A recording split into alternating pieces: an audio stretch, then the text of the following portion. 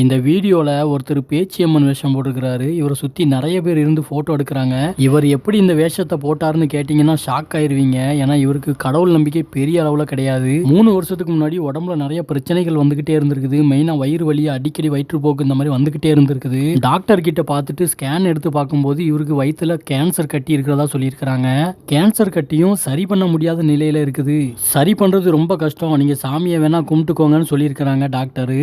அதனால இவங்க ஏறாத கோவிலே இல்லை, எல்லா கோவிலுக்குமே போயிருக்கிறாங்க. கிறிஸ்தவ மதத்தில் கூட போயிட்டு நாசரேத்தில் உள்ள சர்ச்சிலலாம் போயிட்டு ரொம்ப ப்ரேயர் பண்ணிட்டுலாம் வந்திருக்கிறாங்க. ஆனால் என்ன பண்ணியுமே இவருக்கு உடல் ரீதியாக நிறைய பிரச்சனைகள் தொடர்ந்துக்கிட்டே தான் இருந்திருக்குது. நம்ம தென் மாவட்டத்து மக்கள் ஏதாவது பிரச்சனைனா உடனே முத்தாரம்மன் கிட்ட தான் ஒரு வேண்டுதலை வைப்பாங்க. இவர் நம்ம முத்தாரம்மன் கிட்டேயும் வேண்டுதல் வச்சு மாலை போட்டு விரதம் இருந்திருக்கிறாரு. விரதம் இருந்து கொஞ்ச நாள் கழிச்சு மறுபடியும் போய் டாக்டர் கிட்ட ஸ்கேன் எடுத்து செக் பண்ணும்போது அவருக்கு கேன்சர் கட்டி சுத்தமாக இல்லை, எல்லாமே போயிடுச்சு, கரைஞ்சி போயிடுச்சு அப்படின்னு சொல்லியிருக்கிறாங்க. அதுக்கு அடுத்த வருஷம் இவங்க வீட்டில் இருக்கிற 7 பேருமே நம்ம குலசை முத்தாரம்மனுக்கு மாலை போட்டுட்டு விரதம் இருந்திருக்கிறாங்க.